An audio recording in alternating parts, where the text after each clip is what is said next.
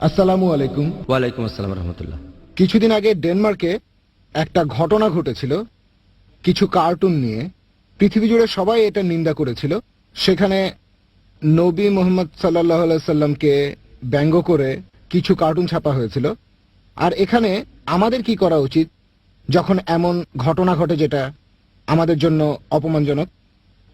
এরকম একটা ঘটনা ঘটেছিল কয়েক মাস আগে ডেনমার্কে, তারপর কয়েক সপ্তাহ আগে আবার ছাপানো হয়েছে নবীজির বিরুদ্ধে। ঘটনাটা এরকম যে 2005 সালের 30শে সেপ্টেম্বর একটা ড্যানিশ খবরের কাগজে ছাপা হয়েছিল 12টা কার্টুন নবীজি মোহাম্মদ সাল্লাল্লাহু আলাইহি সাল্লামের ক্যারিকেচার, যেগুলো ব্যঙ্গ করে আঁকা হয়েছিল, অপমানজনক ছিল। কার্টুনগুলো নবীজিকে অবমাননা করেছিল। একটা কার্টুনে ছিল তিনি একটা পাগড়ি পরে আছেন, তার উপরে একটা টাইম বোম। এছাড়া বাকি কার্টুনগুলো একই রকম ছিল। আপনার প্রশ্ন ছিল যে আমরা মুসলিমরা এসব ক্ষেত্রে কিভাবে আমাদের প্রতিক্রিয়া জানাবো। এরকম ঘটনা আগেও ঘটেছে।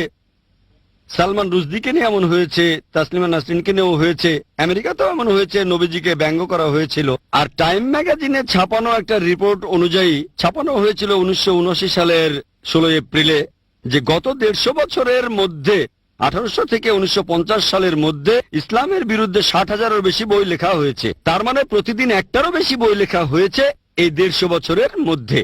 9/11-এর পরে এই জিনিসটা অনেক বেড়ে গেছে। হয়তো একদিনে কয়েকটা বই লেখা হয়েছে। প্রত্যেকদিন অনেক আর্টিকেলও ছাপা হয় পুরো পৃথিবী জুড়ে। হতে পারে ইন্টারনেটে, হতে পারে খবরের কাগজে, হতে পারে স্যাটেলাইট চ্যানেলে, অথবা হতে পারে কোনো বই বা বুকলেট। এটার পরিমাণ অনেক বেড়ে গেছে। এখন মুসলিমরা কিভাবে জবাব দেবে যখন যখন এরকম অপমানজনক কিছু মিডিয়ায় প্রচার করা হয়, হতে পারে টেলিভিশনে, হতে পারে প্রিন্ট মিডিয়ায় ইত্যাদি, সেখানে হয়তো আমাদের নবীজিকে অপমান করা হচ্ছে। মুসলিমরা কিভাবে প্রতিবাদ জানাবে? এখানে এক একজন এক এক মত দেবেন। তবে আমার কাছে জিজ্ঞেস করলে আমি বলবো, যদি আপনি সামগ্রিকভাবে দেখেন মুসলিমরা যেভাবে প্রতিবাদ জানাতে পারে, এ ধরনের ঘটনা ঘটলে, ইসলামের বিরুদ্ধে অপমানজনক কিছু প্রচার করা হলে, নবীজিকে ব্যঙ্গ করা হলে, প্রতিবাদের পদ্ধতিকে মোট 6 ভাগে ভাগ করা যায়। কিভাবে জবাব দেবেন? প্রথম পদ্ধতিটা হলো মিডিয়ায় উত্তর দেয়া। ভুল ধারণাটা ভাঙার চেষ্টা করেন। আর স্যাটেলাইট টেলিভিশন এজন্য খুব ভালো একটা মিডিয়া। এছাড়াও আছে খবরের কাগজ, ম্যাগাজিন, বই লিখতে পারেন, ইন্টারনেটে লিখতে পারেন, বুকলেট বিলি করতে পারেন। তাহলে 1 নম্বর, মিডিয়ায় উত্তর দেন, ভুল ধারণাটা ভেঙে দেন। পৃথিবীর যে কোনো দেশে এই ঘটনা ঘটুক, হোক সেটা কোনো মুসলিম দেশ বা অমুসলিম দেশ, ইসলামকে ব্যঙ্গ করা হলে, নবীজিকে ব্যঙ্গ করা হলে, সেটা পৃথিবীর যেখানেই ঘটুক, যে কোনো মুসলিম এটার প্রতিবাদ করতে পারবে, হোক সেটা কোনো মুসলিম দেশ বা অমুসলিম দেশ। তাহলে প্রথম নিয়মে পৃথিবীর যে কোনো জায়গায় প্রতিবাদ জানাতে পারেন। ইসলাম বা নবীজিকে ব্যঙ্গ করার ঘটনা যেখানেই ঘটুক, হোক সেটা মুসলিম বা অমুসলিম দেশ। প্রথমটা হলো মিডিয়া। 2 নম্বর, শান্তিপূর্ণভাবে প্রতিবাদ জানানো। সেটাও হতে পারে সভা সমাবেশ, অথবা সে দেশের কর্তৃপক্ষকে জানানো যে এরকম ঘটনা ঘটেছে। যেমন ডেনমার্কে শান্তিপূর্ণ প্রতিবাদ মিছিল বের করা হয়েছিল, ডেনমার্কের প্রধানমন্ত্রীকে এটা জানানো হয়েছিল ইত্যাদি। শান্তিপূর্ণ সভা থাকতে পারে, কয়েকশো মানুষ, কয়েক হাজার বা কয়েক লাখ, এরকম শান্তিপূর্ণভাবে। এটা যে কোনো মুসলিম করতে পারে পৃথিবীর যে কোনো জায়গায়। তৃতীয় যে পদ্ধতিতে এখানে প্রতিবাদ জানাতে পারেন, সেটা হতে পারে লিগ্যাল অ্যাকশন, কোর্টে কেস করা। যদি আপনি অভিযুক্তকে এভাবে কোর্টে হাজির করতে পারেন, কেস করেন, এভাবেও আপনি সেখানে প্রতিবাদ জানাতে পারেন। যেমন ধরেন, আমেরিকাতে একটা অর্গানাইজেশন আছে, নাম কেয়ার, CAIR। এটা ভালো মুসলিম অর্গানাইজেশন, ইসলামের প্রচার চালায়। এখানে একটা উদাহরণ দেই। হয়তো আপনারা নাইক কোম্পানির নাম শুনেছেন, অনেকে বলে নাইকি। নাইকি এই কোম্পানি খেলাধুলার সামগ্রী বানায়, টি শার্ট, জুতা ইত্যাদি। তারা একবার একটা জুতা বানালো যার পেছনে আরবির মতো কিছু লেখা, মনে হতে পারে আল্লাহ। জুতার পেছনের দিকে যদি পেছন থেকে দেখেন, মনে হবে আল্লাহ লেখা। লেখাটা জুতার পেছনে, আর এটা অপমানজনক। তখন কি হলো? কেয়ার একটা কেস করে দিল। কেসটা কোর্টে যাওয়ার আগেই জুতার কোম্পানি মধ্যস্থতা করেছিল। তারা $17 মিলিয়ন জরিমানা দিয়েছিল। এরকমই হবে বোধহয় $17 মিলিয়ন। কেয়ার সেই টাকা দিয়ে সেখানকার মুসলিমদের জন্য অনেক কাজ করেছিল। তারা মুসলিমদের জন্য পার্ক বানিয়েছিল, স্কুল বানিয়েছিল। এরকমই এই কেয়ার কোম্পানি, একটা মুসলিম অর্গানাইজেশন, কেস করলো। তবে কেসটা কোর্টে যায়নি, কারণ তাহলে আরো জরিমানা হতো। বাইরে মধ্যস্থতা হয়েছিল, সে যাই হোক, হতে পারে তারা কোর্টের আদেশে জরিমানা দিল বা মধ্যস্থতা হলো, জরিমানা দিয়েছিল $17 মিলিয়ন। মাশাল্লাহ, টাকার পরিমাণ অনেক অনেক টাকা, 80 কোটি রুপিরও বেশি। চিন্তা করতে পারেন, $17 মিলিয়ন। জুতোগুলো সরিয়ে ফেললো, নাইকি কোম্পানি জুতোগুলো সরিয়ে ফেললো, নতুন আর বানালো না। এরকম লিগ্যাল অ্যাকশন। তাহলে এরকম কোনো ঘটনা ঘটলে কোর্টে গিয়ে কেস করতে পারেন। তবে কিছু দেশে কাজ হবে না, যেমন ইন্ডিয়ায় কেস করে ফল পাওয়ার সম্ভাবনা খুবই কম। অবস্থা এরকম যে কেস চলবে 10 বছর বা 20 বছর, তাহলে দেশটাকেও দেখতে হবে। আমেরিকার আইন খুবই কড়া, নিয়ম কানুন আছে, ফলও পেতে পারেন। এটা পরিস্থিতি বলে দেবে। প্রথম আর দ্বিতীয় পদ্ধতিটা পৃথিবীর যে কোনো জায়গায় করা যায়।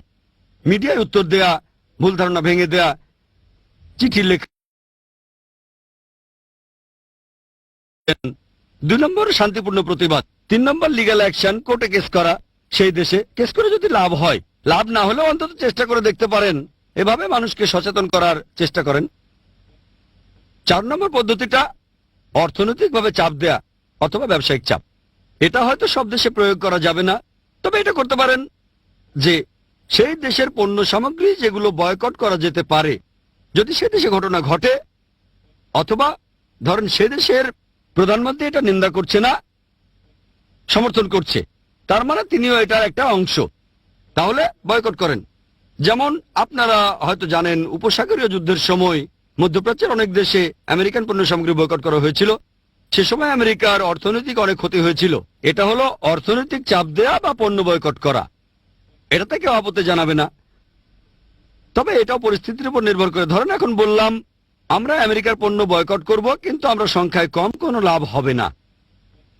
যদি এটা ফলপ্রসূ হয়, অর্থনীতিতে প্রভাব ফেলে, করেন। এটা হলো চতুর্থ পদ্ধতি। পঞ্চম হতে পারে রাজনৈতিক চাপ দেয়া। রাজনৈতিক চাপ মানে সমস্ত মুসলিম দেশগুলো তারা একসাথে হয়ে তখন সেই দেশের প্রধানকে তারা জানাবে যে এটা বন্ধ করতে হবে, না হলে আমাদের দেশ থেকে আপনাদের এম্বাসি তুলে দেব, রাষ্ট্রদূতদের ফিরিয়ে নেব ইত্যাদি। তাহলে এটা হলো 5 নম্বর পদ্ধতি, রাজনৈতিক চাপ সরাসরি। প্রধানমন্ত্রীরা আলোচনা করবেন, প্রেসিডেন্টরা আলোচনা করবেন, রাজনৈতিক আলোচনা যে এই কাজ বন্ধ করতে হবে, ক্ষমা চাইতে হবে, তা না হলে রাজনৈতিকভাবে বয়কট করা হবে। সর্বশেষ 6 নম্বর পদ্ধতি, প্রতিবাদ করা বা এমন কিছু আঘাত করে। যেমন ধরেন লোকজন এমন করলো যে আগুন ধরিয়ে দিল, এম্বাসিতে পাথর মারলো, কেউ হয়তো এমন কাজ করলো যে একটা বোমা ফাটিয়ে দিল, এমন হচ্ছে।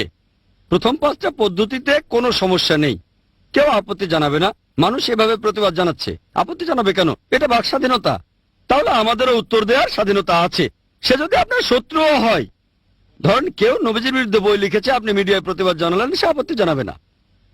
এই 6 নম্বর পদ্ধতিতে যদি বিক্ষোভ প্রদর্শন করেন, এটা যদি খুব মারাত্মক না হয়, কিছু মনে করবে না, যদি সেটা ক্ষতিকর কিছু না হয়, যেমন ফ্ল্যাগ পুড়িয়ে দিলাম, কাজ হতে পারে নাও হতে পারে, তবে আপত্তি করবে না। 6 নম্বর পদ্ধতিতে বিক্ষোভ প্রদর্শন এমন হলে সমস্যা নেই। তবে যদি এমন হয় সেই দেশের কাউকে ধরলেন, তাকে আটক করে রাখলেন, তারপর অত্যাচার করলেন অথবা মেরে ফেললেন, ইসলাম এটা নিষিদ্ধ। একজন আমেরিকানকে কিডন্যাপ করলাম, এবার তাকে মেরে ফেলবো অথবা আমি একটা বোমা ফাটাবো, ইসলাম এটা নিষিদ্ধ। প্রথম 5টা পদ্ধতির কথা যদি বলেন, মুসলিমরা আপত্তি করবে না, অমুসলিমরা আপত্তি করবে না। 6 নম্বরটা শক্তি প্রয়োগ করা, ফ্ল্যাগ পুড়িয়ে দেয়া, কুশপুত্তলিকা পোড়ানো, বেশিরভাগ মানুষ আপত্তি করবে না, ইসলামও এটাকে পুরোপুরি হারাম বলবে না। তবে 6 নম্বর পদ্ধতিটা যদি মারাত্মক হয়ে যায়, যে নিরীহ কাউকে ধরলেন আর মেরে ফেললেন, আল্লাহ পবিত্র কোরআনে সূরা মাইদার 32 নম্বর আয়াতে বলেছেন, যদি কেউ কোনো মানুষকে হত্যা করে, যদি সেটা খুনের অপরাধ বা বিশৃঙ্খলা করার অপরাধ না হয়, তাহলে সে যেন পুরো মানুষ জাতিকে হত্যা করলো। যদি কোনো মানুষকে মেরে ফেলেন, হোক মুসলিম বা অমুসলিম, যদি সেটা খুন বা বিশৃঙ্খলা করার অপরাধে না হয়, তাহলে আপনি পুরো মানুষ জাতিকেই হত্যা করলেন। আর যদি কাউকে বাঁচান, তাহলে পুরো মানুষ জাতিকে বাঁচালেন। যদি সত্যিকারের দায়ী লোকদের ধরতে পারেন, তাহলে সেটা আলাদা কথা, কিন্তু কোন দেশের নিরীহ কোনো লোককে ধরলেন, ইসলাম এটা সম্পূর্ণ নিষিদ্ধ। যদি আপনি আসল অপরাধীকে ধরতে পারেন, যদি সেটা ইসলামী দেশে হয়, তাহলে তাকে ইসলামী শরিয়া অনুযায়ী শাস্তি দেন, আমার আপত্তি থাকবে না। তাহলে মুসলিমরা এইভাবে প্রতিক্রিয়া জানাতে পারে। এখন এই ঘটনাটা ডেনমার্কে যেটা ঘটেছিল, আমাদের নবীজি সাল্লাল্লাহু সাল্লামের 12টা কার্টুন ছাপা হয়েছিল 2005-এর 30শে সেপ্টেম্বর একটা খবরের কাগজে, আর এটা ছিল ডেনমার্কের স্থানীয় কাগজ। তখন সেখানকার মুসলিম নেতারা তারা একসাথে হলো এটা নিয়ে আলোচনা করলো। মুসলিম রাষ্ট্রদূতরা একসাথে হলো। 3 সপ্তাহ পরে তারা প্রধানমন্ত্রীর কাছে গেল। তারা সেখানে বলল এটা ঠিক না, অপমানজনক, বন্ধ করতে হবে। প্রধানমন্ত্রী হালকাভাবে নিলেন, কোনো পদক্ষেপই নিলেন না, তিনি গায়ে মাখলেন না। ঠিক আছে দেখবো, কিন্তু গায়ে মাখলেন না। 2006 20 জানুয়ারি, 3 মাস পরে এই কার্টুনগুলো ছাপানো হলো নরওয়েতে। তখন অনেক মুসলিমে আমাকে বলেছিল যে এটা কি ঠিক হচ্ছে, সবাই যেভাবে বিক্ষোভ জানাচ্ছে, প্রতিবাদ করছে, ইত্যাদি ইত্যাদি। আমি বলেছিলাম যে ছোট থাকতেই যদি এটাকে ছেটে না ফেলেন এটা বাড়তে থাকবে। তারপর এক সময় আমরা জানতে পারলাম এই ঘটনাটা জানুয়ারিতে ঘটার আগে সেপ্টেম্বর মাসে একবার ঘটে গেছে, আর সেখানকার মুসলিমরা শান্তিপূর্ণভাবে প্রধানমন্ত্রীর কাছে গিয়েছিল। তিনি বলেছিলেন এটা বাক স্বাধীনতা, আমি কি করব, ব্যাপারটা গায়ে মাখাননি। তারপর এই কার্টুনগুলো ইউরোপের আরেকটা দেশ নরওয়েতে ছাপানো হলো, নরওয়ের খবরের কাগজে ছাপলো। 2006 20 জানুয়ারি 4টা জার্মান পেপারও এই কার্টুনগুলো ছাপানো হলো। নবীজিকে ব্যঙ্গ করে ক্যারিকেচার, সবগুলো বর্ণনা দেব না, তাহলে অনেক সময় লেগে যাবে। এটুকু বলতে পারি যে একটা কার্টুনে আঁকা ছিল নবীজির মাথায় টাইম বোমা, একটা হাতে তরবারি, ইত্যাদি ইত্যাদি। সবগুলোর বর্ণনা দিচ্ছি না। এই কার্টুনগুলো আবার ছাপানো হলো, প্রথমে নরওয়েতে, তখনই খুব হইচই হলো। তারপরে জার্মানিতে 4টা জার্মান পেপারে ছাপানো হলো, তারপর ফ্রান্সে ছাপানো হলো, তারপর হাঙ্গেরিতেও ছাপানো হলো। তারপর মাত্র 1 সপ্তাহের মধ্যেই পুরো মুসলিম বিশ্বের সবাই এটার প্রতিবাদ জানালো, মাশাআল্লাহ। আর মুসলিমরা তখন প্রতিবাদ করেছিল 6টা পদ্ধতিতেই। মিডিয়াতে উত্তর দেওয়া হয়েছিল, ইন্টারনেটে এগুলো দেখবেন, উত্তরগুলো বিভিন্ন ম্যাগাজিনে দেখবেন, বিভিন্ন স্যাটেলাইট চ্যানেলে। মাশাআল্লাহ, সবাই প্রতিবাদ করেছে। এরপর দ্বিতীয় পদ্ধতিটা শান্তিপূর্ণভাবে প্রতিবাদ। অনেক জায়গায় হয়েছে, অনেক জায়গায় শান্তিপূর্ণভাবে মিছিল করা হয়েছে। পাকিস্তান, বাংলাদেশ, ইন্দোনেশিয়া, মধ্যপ্রাচ্য, শান্তিপূর্ণ প্রতিবাদ। তৃতীয় পদ্ধতি লিগ্যাল অ্যাকশন নেয়া।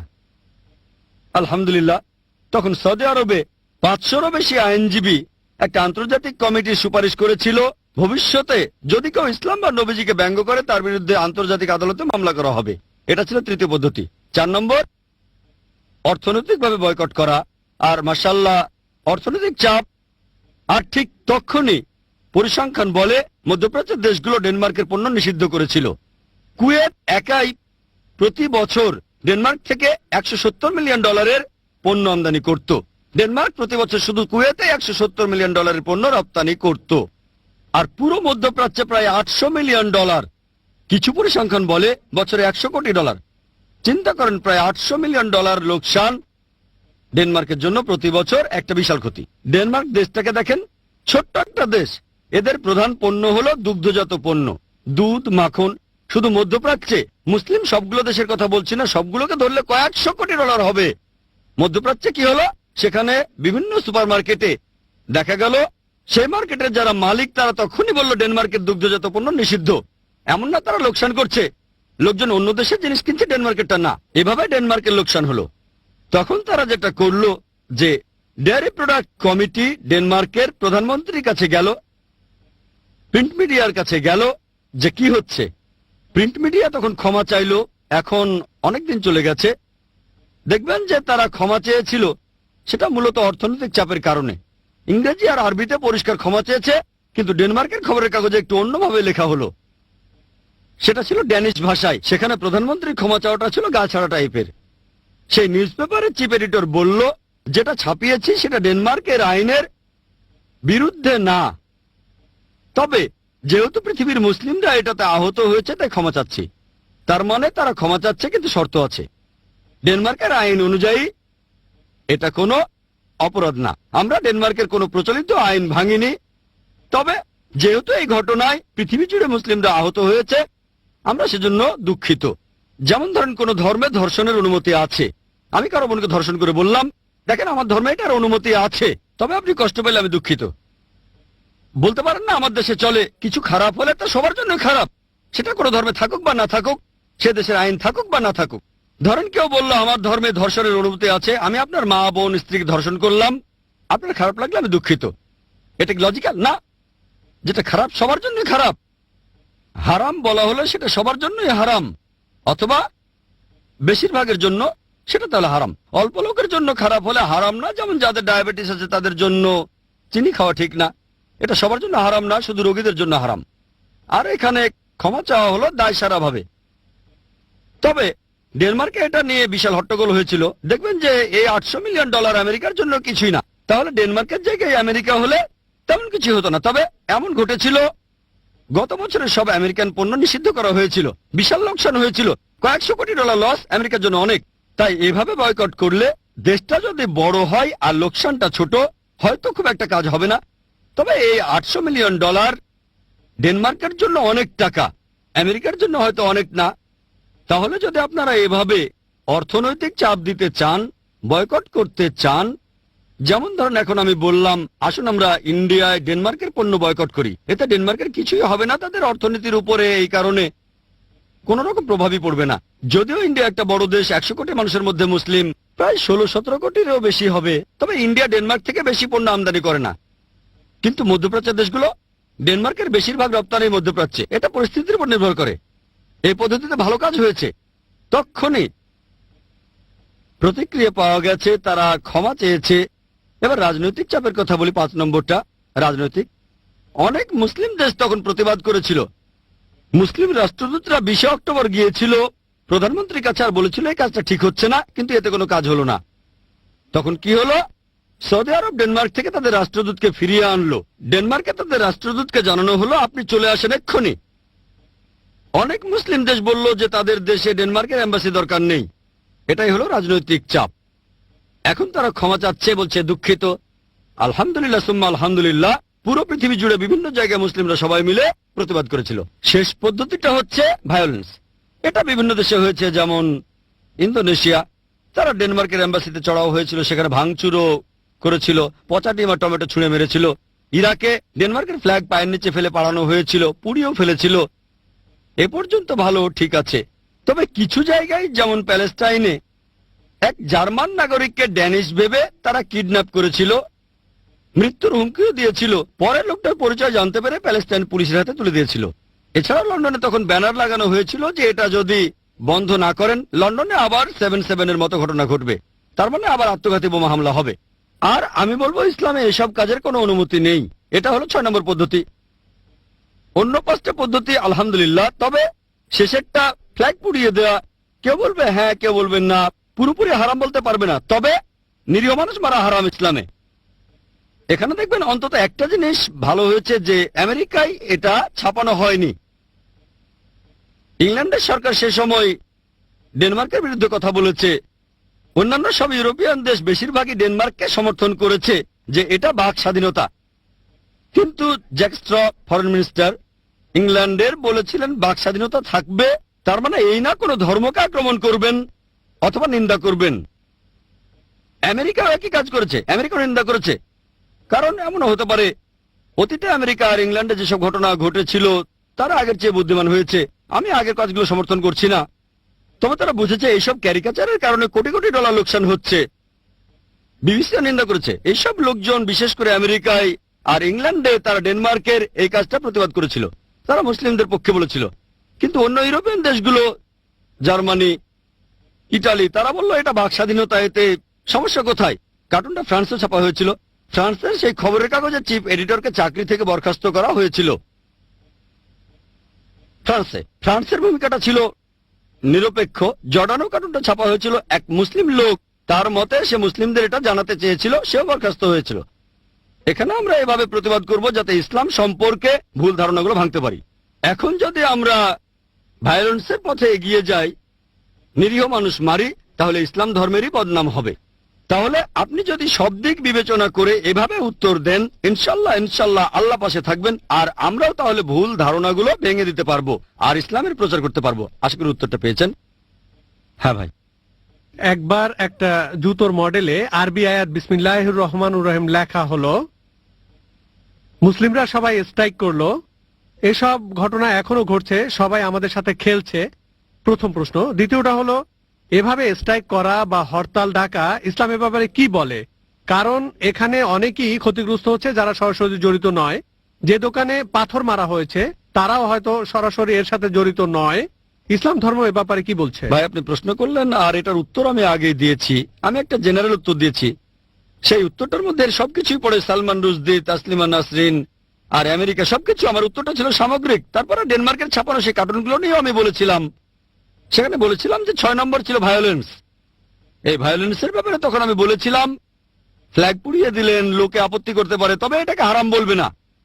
অথবা ঢিল মেরে জানালার কাজ ভাঙলেন, সেই দেশের এম্বাসির জানালা যেটা অন্যায় করেছে, তবে অন্য কারো দোকানে আগুন ধরানোকে হারাম বলবো। অবশ্য যদি সেই ব্যাপারটার সাথে জড়িত কেউ, একেবারে সরাসরি জড়িত এমন কাউকে ধরতে পারেন, তাহলে ব্যাপারটা আলাদা। আপনি সেই দেশের কোন নাগরিককে কিডন্যাপ করে অত্যাচার করতে পারেন না, এটা হারাম। তাহলে দোকানে পাথর মারা এটা সম্পূর্ণ হারাম। যদি সেই দোকানদার অন্যায় কিছু করেছে সেজন্য পাথর মারছেন, তাহলে ঠিক আছে, তবে অন্য কাউকে আক্রমণ করা ঠিক না। এখানে যেটা করতে পারেন, আমি আগেও বলেছি, যদি সেই দেশ দায়ী হয়, প্রধানমন্ত্রী এটাকে সমর্থন করে, তার মানে প্রধানমন্ত্রীও জড়িত। প্রধানমন্ত্রী দায়ী, সেজন্য নিরীহ নাগরিককে মারতে পারেন না। খুব বেশি হলে ফ্ল্যাগ পোড়ানো, আমি বলছি না যে এটাও ঠিক, তবে ভায়োলেন্সটা যদি হয়, ফ্ল্যাগ পুড়িয়ে দেয়া, এম্বাসিতে পচা ডিম ছুঁড়ে মারা, যদি ভায়োলেন্সটা এরকম হয়, সামান্য খুব একটা আপত্তি করবে না মানুষ। তবে চূড়ান্ত ভায়োলেন্সে নিরীহ মানুষ মারা, অত্যাচার করা, অথবা বাড়িঘর পুড়িয়ে দেয়া, অথবা দোকান পুড়িয়ে দেয়া, এগুলো হারাম ইসলামে। এমন করা আমার মতে সম্পূর্ণ ভুল। হ্যাঁ, আপনি মিডিয়ায় উত্তর দিতে পারেন শান্তিপূর্ণভাবে,